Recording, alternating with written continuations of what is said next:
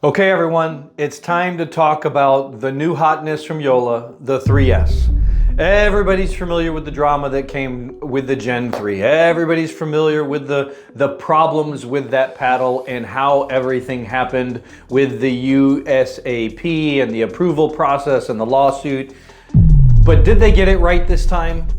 And is this paddle worth the money? Let's get into it.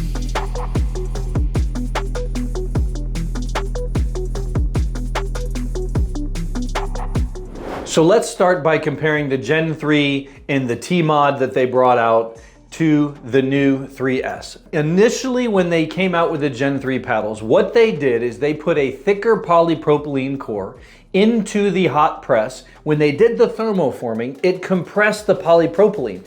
We call that core crushing. But they did that compression so they could give more power to the Gen 3 paddles. This is why it had a trampoline effect, right? You would bounce into that paddle and it would springboard off of it just like a 15-foot diameter trampoline, a big springboard effect. This would also grab the ball and it would behave like a tennis racket. And quite frankly, could hit the ball super hard. It was not as hot as the gearbox, but it was a super powerful paddle with tons and tons of spin. It wasn't legal and it got dismissed by the USAP, said you cannot use this paddle. Now, so what have they done differently on the 3S?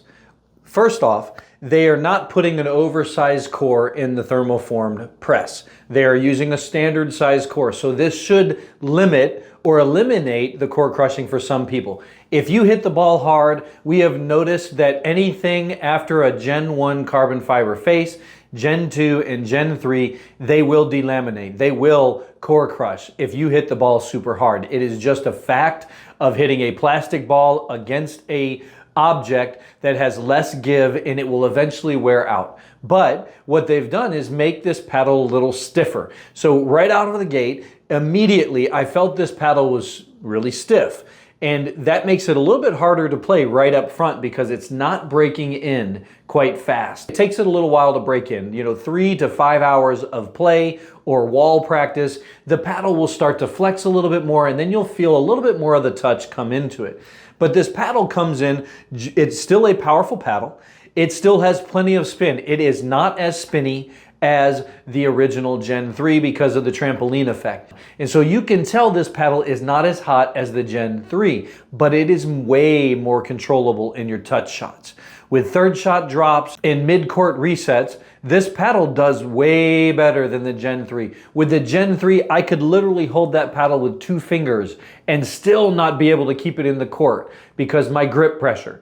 And so this paddle actually is a lot more controllable out of the box with a little bit less spin, a little bit less power. But man, I felt great with the counter punches. Anything at the net, when I was doing counter punches, I could put the ball away and it would end points. And so I think they have done a really good job with this paddle. I think it's going to be a top performer. But there's a caveat here. It's only UPA approved. It is not USAP approved. So if you're going to play anything other than a PPA, even local tournaments, there has been talk of local tournaments outlawing these paddles because other people will complain that it's an illegal paddle and they will not play in those tournaments. So the jury is out on that. We're going to see what happens with some of these tournaments. If they say, hey, USAP certified paddles only, it is getting a little bit confusing in the market with having 2 governing bodies that are kind of fighting against each other. But hey, there's 5 rating systems out there. Everybody's kind of getting into this space and it's going to get confusing for a while, but eventually it's going to settle in and everybody's going to get along in some way, shape, or form, even if that's just to agree to disagree. But I tell you what, I really appreciated this paddle. I can't wait to play all the models and just to test the way that each one of them feels differently from the Gen 3s. I really think Joola hit a home run with this paddle. It is going to be a very popular paddle. It's going to be great. Now, unfortunately, I don't have a discount code for this yet, so you cannot get a discount through me. But if you use our affiliate link at the bottom, we still get kickback from the company just to say thanks for doing a review. And thank you, Joola, for sending us these paddles for review. It helps us keep the lights on. And for those of you that are using our code, we really appreciate it. Thank you so much for being a part of this channel and helping us succeed and helping us help you make good decisions on your paddle purchases.